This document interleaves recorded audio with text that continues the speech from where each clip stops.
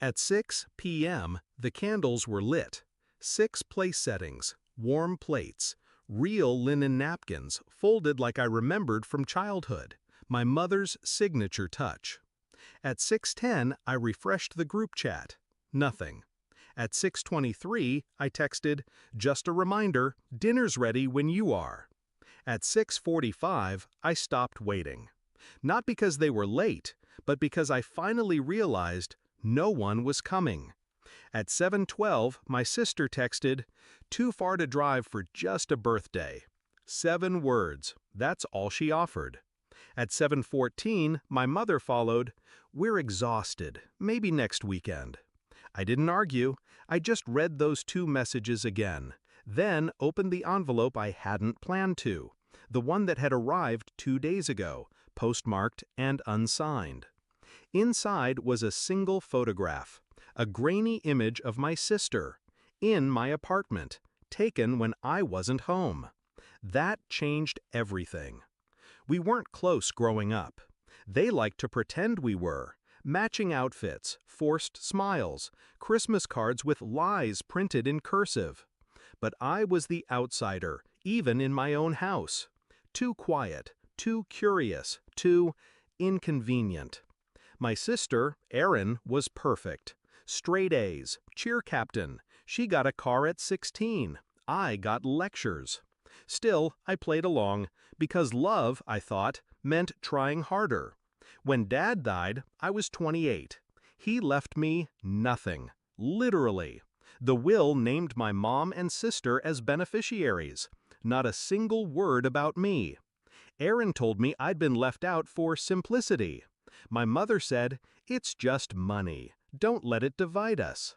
But it wasn't about money. It was about erasure. Last year, I noticed things missing from my apartment. First, small things, a ring, a scarf, a set of vintage spoons from a thrift trip I took alone. Then my late father's watch disappeared, the one thing he had given me, quietly, before the hospital. I asked Erin, she laughed. Why would I want Dad's dusty old junk? The laugh didn't match the look in her eyes.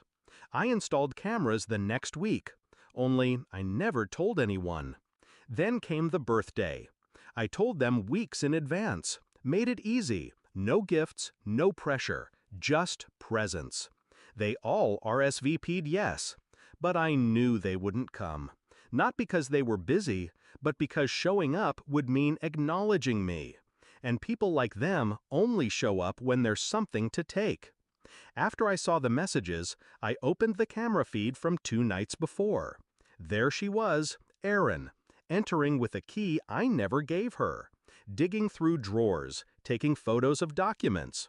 She stole one of my credit card statements. For what purpose, I didn't yet know. But it didn't matter. I had everything I needed. Step 1 was silence. I said nothing, made no accusations. I posted a smiling photo of the untouched dinner table on Instagram, tagged them, wrote, "Thankful for life's quiet lessons." No comments, but I knew they saw it. Erin viewed it 3 times. Step 2, the will. I contacted Dad's old lawyer, requested a full audit.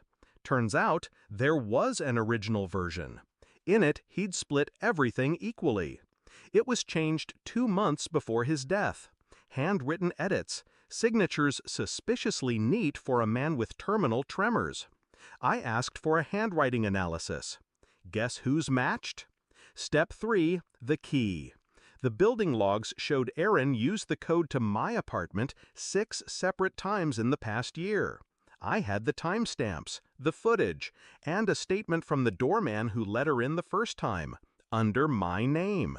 Forgery, unlawful entry, intent to defraud. I sent it all to my attorney. Said nothing to Erin. Step 4, the confrontation. Not in person, not worth the theatrics. I mailed a copy of the footage to my mother's house. No note, no signature, just a flash drive in a plain white envelope. Then I waited. It took 3 days. Erin called first. I didn't answer. Then she texted, "You don't understand what's going on. Can we talk?" followed by, "Please, I didn't mean for it to go this far." Then my mother chimed in, "This is tearing the family apart. Is that what you want?" Funny, no one said that when I sat alone on my birthday. The final step? I filed a civil suit. Forgery, fraud, emotional damages, and I pressed charges for trespassing, just to make it sting. Erin settled, quietly, quickly. She didn't want the footage made public. The agreement included a full confession, signed, notarized. I framed it, hung it in the hallway where the missing watch used to be. Poetic symmetry. They don't call anymore. No holiday invites, no passive-aggressive guilt texts, nothing. And it's perfect, because silence, when you've earned it, is a gift. This year, I turned 35. I didn't invite anyone. I booked a cabin by the lake, cooked for one, lit candles anyway, and raised a glass to the kind of peace you only find after burning a bridge you never should have tried to cross.